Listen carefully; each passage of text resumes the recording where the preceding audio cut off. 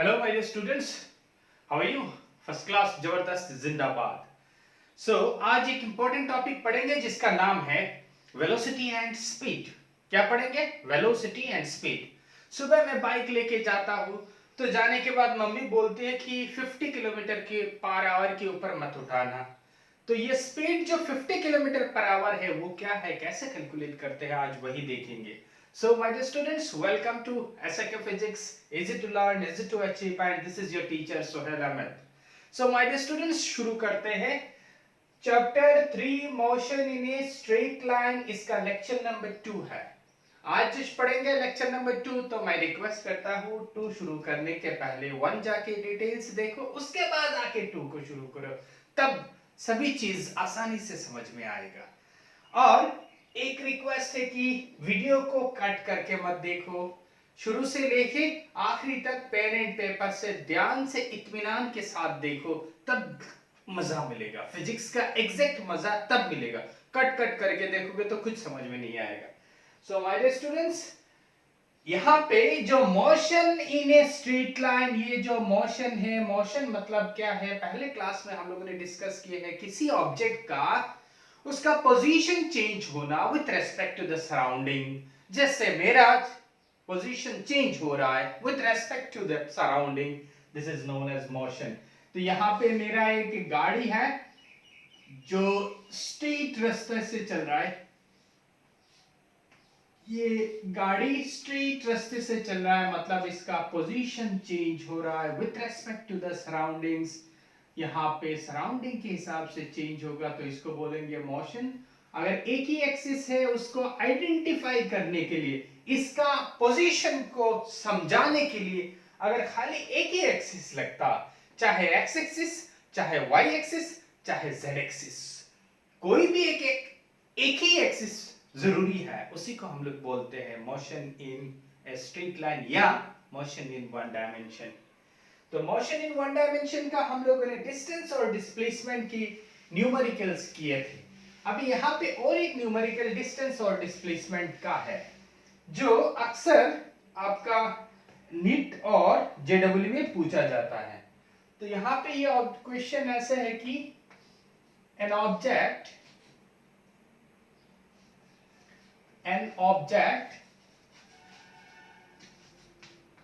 is moving through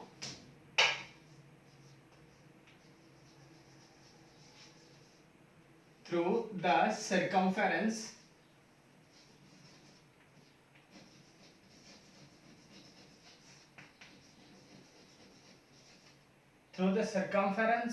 of a circle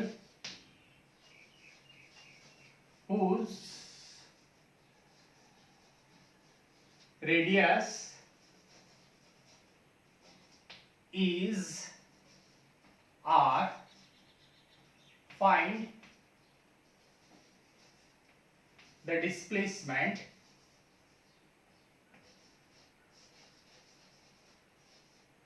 और find नहीं लिखे, the displacement of radius R as shown in figure.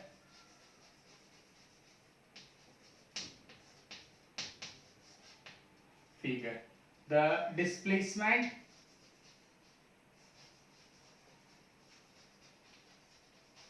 displacement from A to B is root 3/2 r root 3 r c 2/√3 r d √3 into r। सो इसका figure यहाँ पे ऐसे, figure इसका question के साथ यहाँ पे फिगर ऐसे है कि an object is moving through the circumference of a circle as shown in figure. Figure यहाँ पे पास में दिया है, एक सर्कल है जिसका रेडियस r है और एक ऑब्जेक्ट, रेडियस कितना है r, एक ऑब्जेक्ट क्वेश्चन में गिवन है रेडियस r, ए से ले इस पॉइंट में मान लो P से लेके Q तक गया है थ्रू दिस, सो ये एक वेक्टर हुआ from centre O to this point, एक वेक्टर हुआ, और from this point to that point एक वेक्टर हुआ B। यहाँ पे जो एंगल बनाया 120, क्वेश्चन में ये 120 गिवन है, तो आपको निकालना होगा P से Q तक जब गया तब ये डिस्प्लेसमेंट है ना, यही तो डिस्प्लेसमेंट है। P से Q इसी रास्ते से गया तो शॉर्टकट वाला होगा डिस्प्लेसमेंट। ये एंगल थीटा है, द एंगल इज, और थीटा साइड में लिख दो, थीटा इक्वल टू 120। तो कैसे करोगे माय डियर स्टूडेंट्स, क्योंकि पहले वाले हम लोगों ने जो किया था वहां पे एंगल 90 था, दो A और B के बीच एंगल 90 था। उससे पहले जो न्यूमेरिकल किए थे ना, एंगल अगर 90 होता तो इजी है, पाइथागोरस थ्योरम लगाते तो हम लोग निकाल सकते हैं, लेकिन यहाँ पे पाइथागोरस थ्योरम तो नहीं लगा पाएंगे क्योंकि 120 है। इसके लिए एक फॉर्मूला है, दो वेक्टर मान लो, यहाँ पे ये एक वेक्टर है, ये एक वेक्टर है और ये एक वेक्टर है, इसका नाम A है, इसका नाम B है, और यहां से इसका टेल से लेके और एक गया, तो जो दो एक ही डायरेक्शन में होगा, यहां पे कौन कौन एक ही डायरेक्शन में, A vector, D vector and this, ये यहां गया फिर यहां से यहां आया, दोनों एक ही डायरेक्शन है, लेकिन इसका B का डायरेक्शन उल्टा है, तो हम लोग ऐसे लिख सकते हैं vector A plus vector D equal to vector B। So D vector equal to vector A minus vector B, sorry vector B minus vector A, vector B minus vector A, ये हम लोग लिख सकते हैं। दोबारा बोल रहा हूं, एक फॉर्मूला यहाँ पे है, जो वेक्टर हम लोग जब करेंगे तो वहां देखेंगे, जिस दो वेक्टर का डायरेक्शन एक ही ऑर्डर पे होगा, यहां से यहां गया फिर यहां आया, एक ही ऑर्डर पे है, A एंड D एक ही ऑर्डर पे है, जैसे मैं यहां से गया फिर यहां गया, तो मतलब मेरा ऑर्डर सेम है, तो ये जो दो ऑर्डर सेम वाला चीज को ऐड करेंगे और बाकी जो उल्टा है उसको हम लोग अलग लिखेंगे। So this two vector equal to this, so this D equal to this, और इसका मैग्नीट्यूड निकालने का एक फॉर्मूला है, मैग्नीट्यूड ऑफ दिस, ये मॉड दे देंगे ना, मतलब ये होता है कि वेक्टर का दोनों साइड पे मॉड दे दोगे तो डायरेक्शन गायब हो गया, मतलब ये स्केलर क्वांटिटी हो गया, और इसका नाम क्या बोलते हैं हम लोग, मॉड। तो mod of this equal to root over square plus B square plus, plus होगा अगर यहां प्लस है, यहां माइनस है तो यहां minus, minus twice A B cos theta. क्या बोला मैंने, ये फॉर्मूला है, ये याद रखना होगा। तो यहां से हम लोगों को देखो ए वेक्टर कितना है, ए का मैग्नीट्यूड, ए का मैग्नीट्यूड आर है, दिस इज ए ना, so this is A, if this is A so A का मैग्नीट्यूड आर है, ये इसका भी मैग्नीट्यूड आर है, तो R square plus R square minus twice R into R cos theta, एक का आर है, बी का आर है, तो R into R cos theta, तो यहाँ पे क्या होगा, root over twice R square minus twice R square cos theta. What is theta sir, theta क्या है, theta is the angle between this two vector, कौन सा वेक्टर यहाँ पे, A और B के बीच एंगल कितना है, 120 है। थोड़ा टफ है लेकिन मजेदार है। तो यहां से आपको क्या समझ में आया कि सर अगर हम लोग यहां से A को ट्वाइस R को कॉमन ले लेंगे, so root over twice R square common लेंगे, तो 1 माइनस कॉस थीटा होगा, और 1 माइनस कॉस थीटा का एक फॉर्मूला है, रूट ओवर यहां लिखा दिस, इसका फॉर्मूला ये जो लिखा है ना आप लोगों ने 1 माइनस, सो इसका फॉर्मूला तो 2 साइन स्क्वायर थीटा बाई 2, जिसको ट्रिगोनोमेट्री है, मैथ्स है, उसको मिलेगा, जिसका नहीं है कोई टेंशन नहीं, ये फॉर्मूला को याद रखो, 1 minus cos theta equal to 2 sin square theta by 2। तो यहाँ पे 2 2 इधर 4 r square sin square, so सभी स्क्वायर स्क्वायर गायब हो जाएगा, तो सभी स्क्वायर स्क्वायर अगर गायब हो जाएगा सर तो कितना रहेगा, यहाँ पे ये 2 स्क्वायर है, ये r स्क्वायर है, यहाँ पे साइन स्क्वायर थीटा बाई 2 है, ठीक है। तो यहाँ पे r2 सबका स्क्वायर रूट के साथ कैंसिल, तो आंसर है twice r sign theta by 2। दिखाई देता है क्या साइन थीटा बाई 2? देख लेता हूं sine theta by 2, my dear student, हाँ दिखाई देता है, ठीक है। तो यहाँ पे अगर ये ऐसे है तो यहाँ पे twice r sign theta by 2 का वैल्यू कितना है? साइन थीटा बाई 2, थीटा कितना है 120, 120 का आधा कितना होता है 60, तो आधा इरेज कर दो, यहाँ पे लिखो, हाँ इस साइड कर देता हूं। तो twice equal to twice R sine 60, sine 60 120 divided by 2 60, तो साइन 60 2 आर साइन 60 का वैल्यू कितना है root over root 3 by 2 sir, this गायब, सो आंसर कितना है root 3 into are.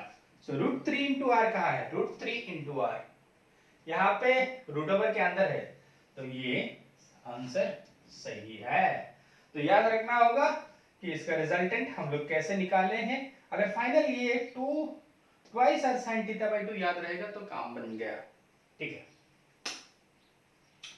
My dear student, इसको आराम से देखो, समझ में आ जाएगा। मुझे मालूम है तुम सभी लोग बहुत अच्छे हो, मेरा प्यारा स्टूडेंट्स हो, हमेशा पढ़ते हो और कभी कभी चीटिंग नहीं करते हो। करते हो क्या? नहीं करते हो? ठीक है, वेरी गुड, नहीं करना चाहिए। और मुझे हमेशा क्वेश्चन करते रहो तो मैं आंसर दूंगा, तुम लोग तो क्वेश्चन नहीं करते हो। अच्छा, यहाँ पे एन ऑब्जेक्ट और an object is moving along a straight line. Straight line as shown in figure. Find the distance and displacement.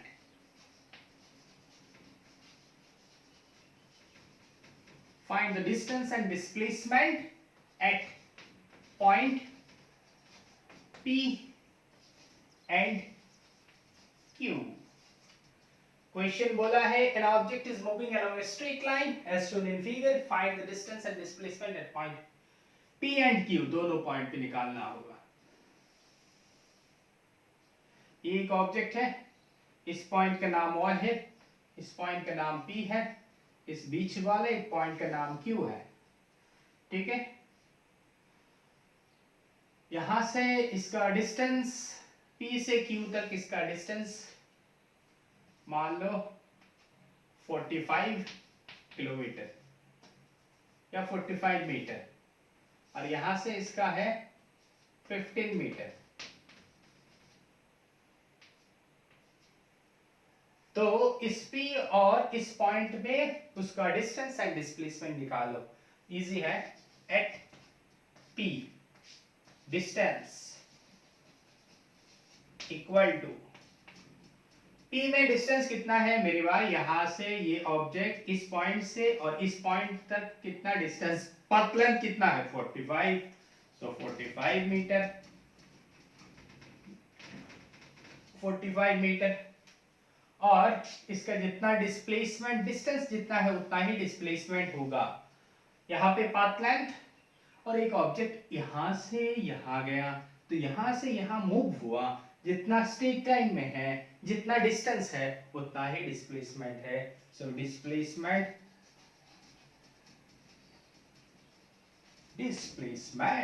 Is 45 metre. मारो turn at Q distance Q में एक ऑब्जेक्ट यहां से जाके यहां से दोबारा आया। क्वेश्चन ऐसे थोड़ा यहाँ पे लिखा होगा, कोई एक जगह पे लिख दो एज शोन इन फिगर, ठीक है, लिखा है ना। तो एक ऑब्जेक्ट मान लो इस पॉइंट से लेके इस पॉइंट से लेके यहां गया, ब्रैकेट मार के लिख दो, the object moves an object moving through a straight line, straight line यहाँ लिख देते हैं from P, from O to P and then Q, और से P तक गया एंड उसके बाद then and return लिख दो, then नहीं है, return to, यहाँ पे रिटर्न लिख देना, हाँ, रिटर्न टू क्यू। तो ये ऑब्जेक्ट पॉइंट यहां से यहां तक जाके फिर दोबारा यहां आया, तो इसका पाथ लेंथ कितना होगा, यहां से जाके यहां। सो दिस इज 45 प्लस 15, तो कितना होगा 45 metre plus 15 metre is equal to 06। तो ये हो गया हम लोगों का 60 मीटर। लेकिन डिस्प्लेसमेंट कितना होगा, डिस्प्लेसमेंट, सर डिस्प्लेसमेंट कितना होगा, ये ऑब्जेक्ट यहां से यहां गया फिर दोबारा घूम के यहां आ गया, तो इसका ये जो पॉइंट रह गया है दिस इज द डिस्प्लेसमेंट, मतलब जो बाकी रह गया है। तो यहां से ये ऑब्जेक्ट यहां से यहां गया, तो शॉर्टकट कितना है, इतना है। सो ये कितना होगा, this Q is equal to बड़ा टुकड़ा माइनस दिस टुकड़ा, बड़ा टुकड़ा माइनस दिस टुकड़ा। तो बड़ा टुकड़ा का कितना है 45 मीटर माइनस छोटा टुकड़ा का कितना है 15 मीटर। तो आंसर कितना होगा 0, यहाँ से ही कम हो जाएगा, सो 30। मैंने ठीक लिखा है क्या, 30 प्लस 15 40 45 मीटर। सो ये हुआ डिस्टेंस और डिस्प्लेसमेंट का। और एक न्यूमेरिकल यहाँ पे जस्ट एक चीज लिख देना, and return RETURN, return to RM, return to Q। So ये हो गया हम लोगों का डिस्टेंस और डिस्प्लेसमेंट का कहानी। अभी शुरू करते हैं स्पीड। क्या है speed,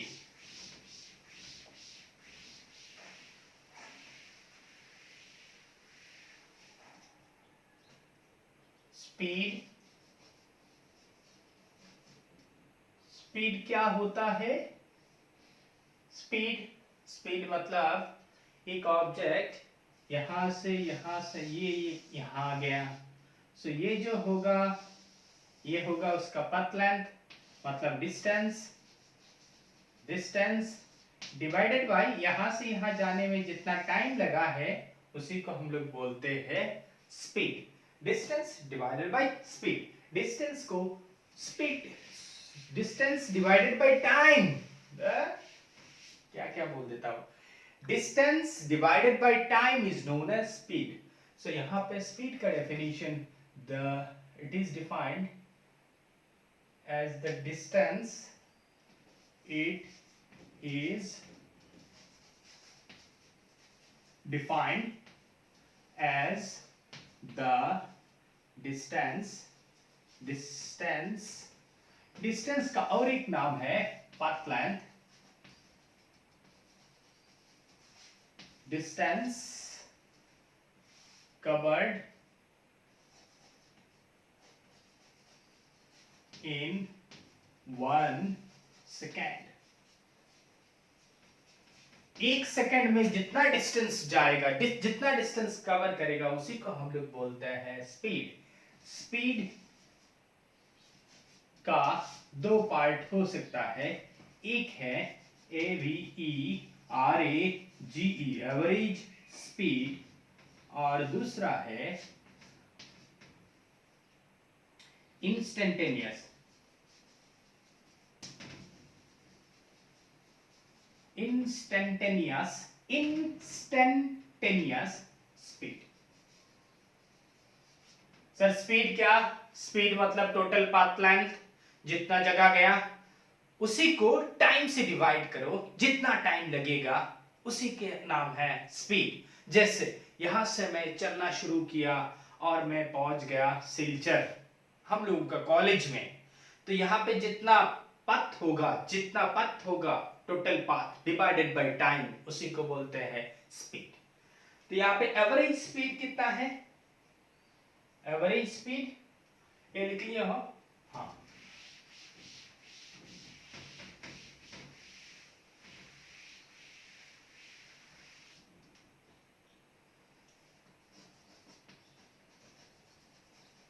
average speed, it is defined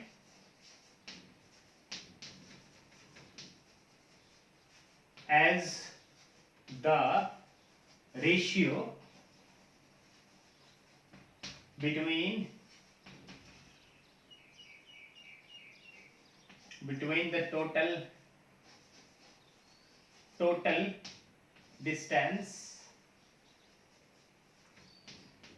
and total time.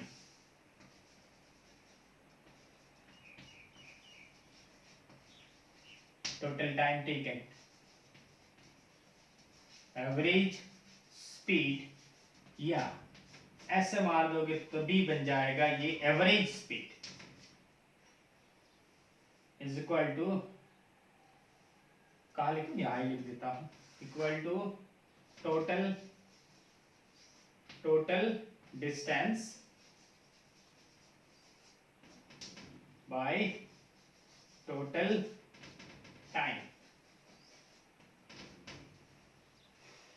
ठीक है, तो एवरेज स्पीड कितना होगा, टोटल जितना डिस्टेंस जाएगा उतना डिवाइडेड बाय टोटल टाइम जितना लगा, उसी को हम लोग बोलते हैं एवरेज स्पीड। ठीक है, तो स्पीड और एवरेज स्पीड लगभग बराबर ही है। यहाँ पे एवरेज स्पीड मतलब कभी आपका गाड़ी 20 किलोमीटर था पर आवर, और कभी गाड़ी 40 किलोमीटर पर आवर, कभी गाड़ी 80 किलोमीटर पर आवर, तो ये सबको मिला के एक एवरेज बनाओगे ना, एवरेज कितना है वही है एवरेज स्पीड। तो एवरेज स्पीड इफ, नीचे लिख देना, if delta S is the change in distance,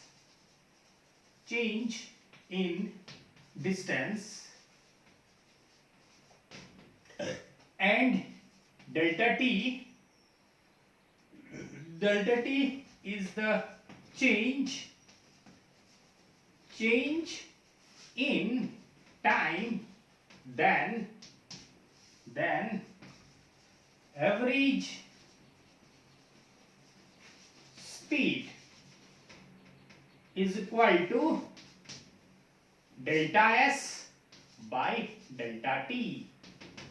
ठीक है, डेल्टा एस अगर change in distance and delta T, change in distance मतलब क्या है, पहले डिस्टेंस यहां से, जैसे यहां से चलना शुरू किया, इस पॉइंट P है, इस पॉइंट Q है, तो O से लेके P का डिस्टेंस 120 किलोमीटर है, और यहां से इसका डिस्टेंस है 60 किलोमीटर, ठीक है, या 50 किलोमीटर। तो आपका चेंज इन, इस पॉइंट से लेके इस पॉइंट का कितना डिस्टेंस होगा, चेंज इन डिस्टेंस कैसे लिखोगे, तो तुम ऐसे लिखोगे, change in distance equal to 120 minus 50 लिखोगे ना, 120 इस पॉइंट से इस पॉइंट तक, इस पॉइंट से इस पॉइंट तक 50, तो 120 minus 50 is this distance and this is delta S. तो ये मान लो अगर S1 है, ये अगर आपका S2 है, तो कैसे लिखोगे, delta S equal to S1 minus S2। S1 किसको दिया, बड़ा वाले को दिया, यहां से यहां S1 है और यहां से यहां S2 है, ये S2 लिखा है ना हमने, तो ये हुआ हमारा एवरेज स्पीड का कहानी। किसका कहानी बोला, एवरेज स्पीड। ठीक है, हाँ, अभी हम लोग इंस्टेंटेनियस स्पीड देखते हैं। सर इंस्टेंटेनियस स्पीड क्या है, तुमने गाड़ी यहां से चलना शुरू किया, लगा बनाओ तुम्हारा गाड़ी, ये है तुम्हारा गाड़ी, यहां से चलना शुरू किया और जाते जाते जाते यहाँ पे ये second, 1 second, t equal to 2 second, t equal to 3 second, ऐसे यहाँ पे t इक्वल टू, ठीक है। तो मैंने पूछा भैया जब टाइम 2 सेकंड था, 2 सेकंड था, तब आपका गाड़ी का स्पीड कितना है। तुमने चलना शुरू किया, पहले स्पीड बढ़ा दिया, फिर कम कर दिया, फिर बढ़ाया, फिर कम किया, ऐसे करके तुम जा रहे हो। मैंने पूछा पर्टिकुलर एक टाइम में कि at t equal to 2 second आपका स्पीड कितना था, एक पर्टिकुलर टाइम में पूछा। सो उसी का नाम है इंस्टेंटेनियस। इंस्टेंटेनियस पर्टिकुलर एक इंस्टेंट का स्पीड को बोलते हैं instantaneous speed.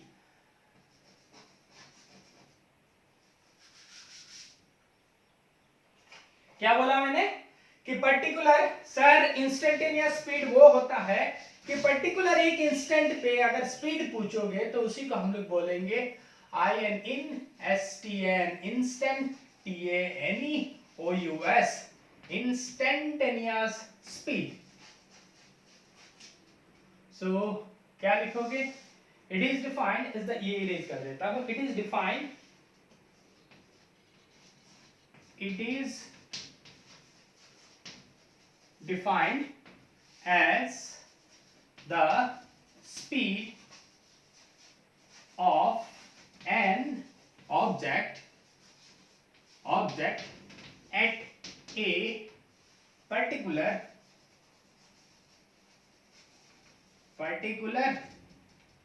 at a particular instant.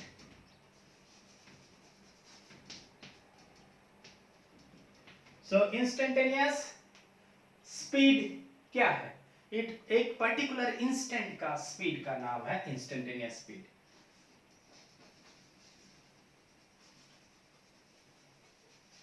Instantaneous speed is equal to ds by dt। एक स्मॉल ds मतलब क्या है, small change in time. Small change in time मतलब क्या है, इस ऑब्जेक्ट यहां से यहां, सो ये पॉइंट P था, ये पॉइंट Q है, सो इसका भी जो चेंज कितना है, एकदम वेरी स्मॉल, एकदम छोटा चेंज है। सो दिस स्मॉल चेंज के लिए हम लोग जो, ये स्मॉल चेंज मतलब पर्टिकुलर एक इंस्टेंट में ही पूछ रहा हूं, वेरी स्मॉल। सो यहां पे इसको हम लोग लिखते हैं स्मॉल d से। सो ds बाय जो small time, ds by dt is known as instantaneous speed, ठीक है।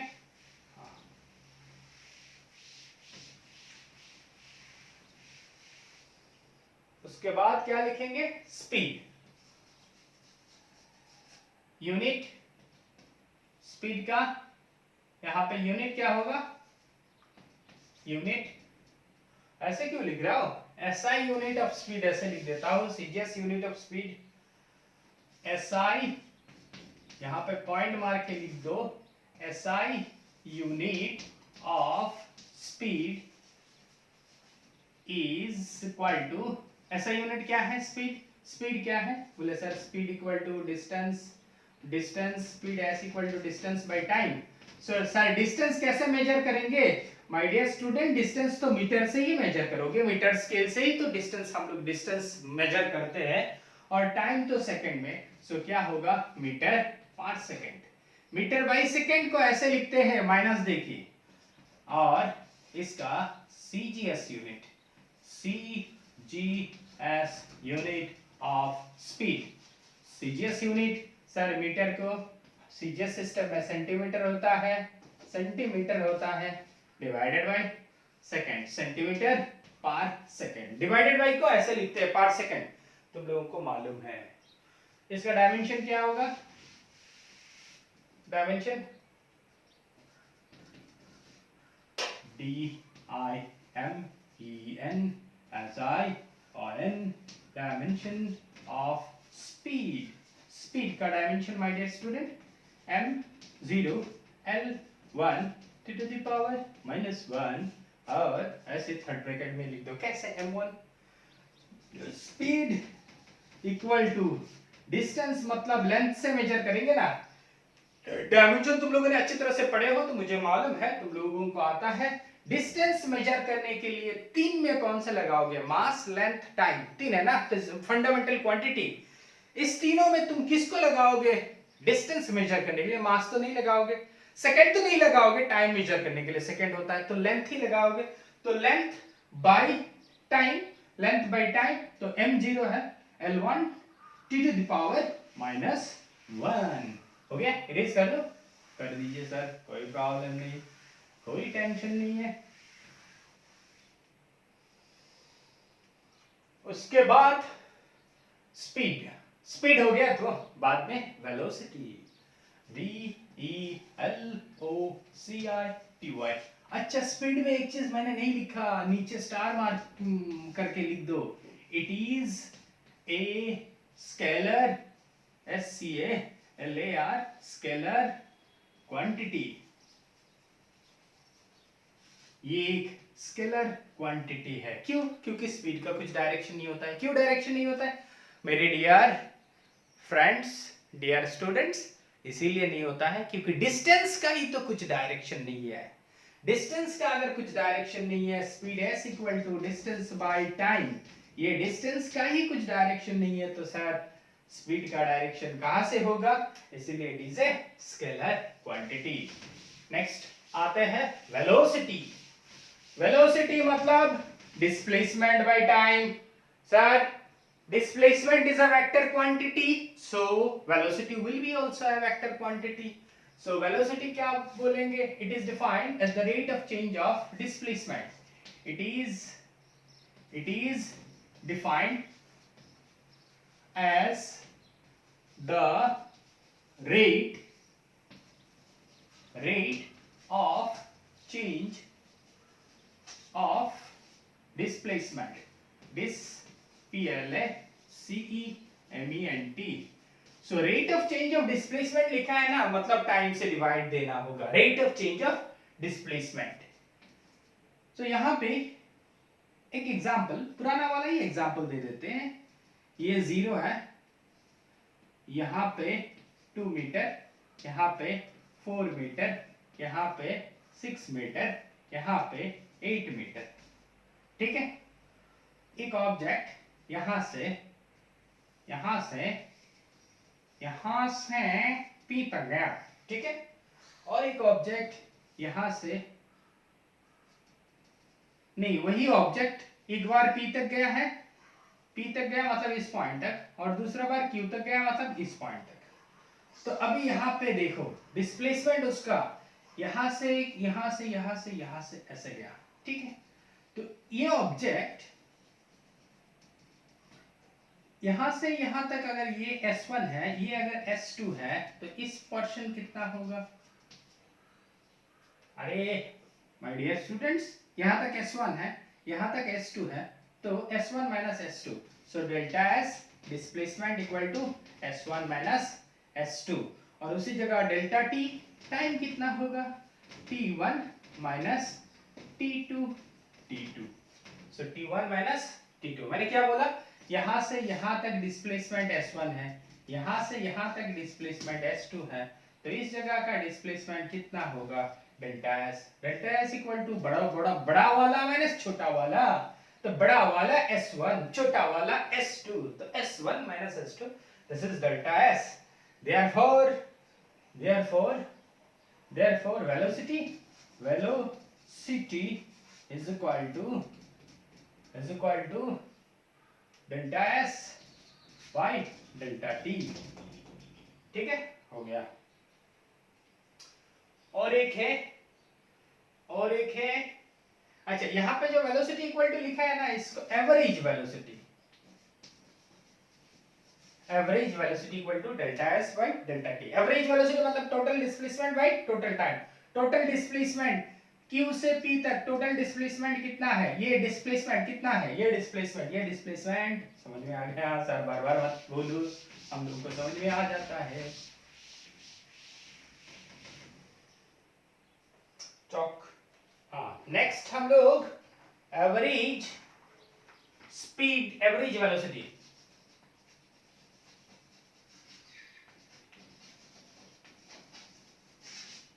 average velocity. It is defined as the ratio between the total displacement, वहां पे क्या लिखा था, टोटल डिस्टेंस लिखा था, यहाँ पे डिस्प्लेसमेंट लिखेंगे, total displacement. It is defined as the ratio between the total displacement and the total time taken.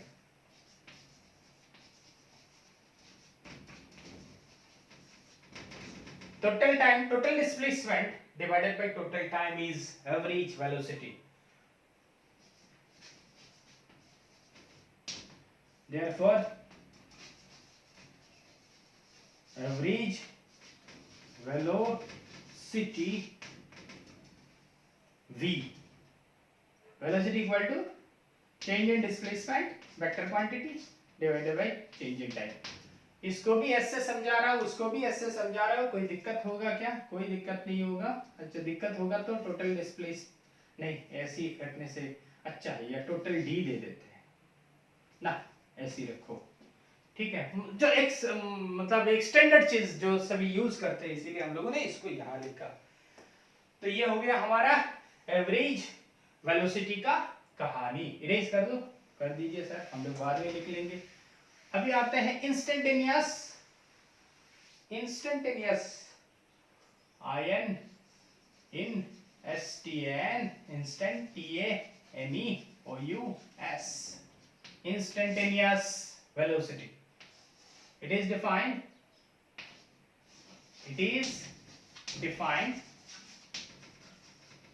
as the velocity of an object at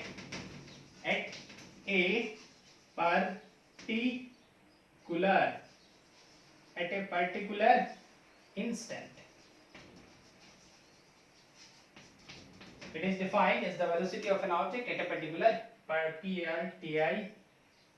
अच्छा, ठीक है सर, कोई प्रॉब्लम नहीं. At a particular instant.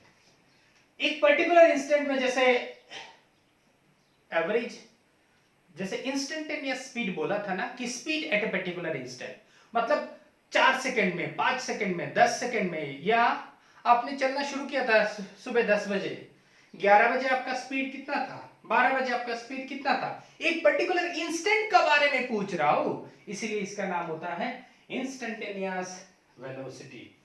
ठीक है, हाँ.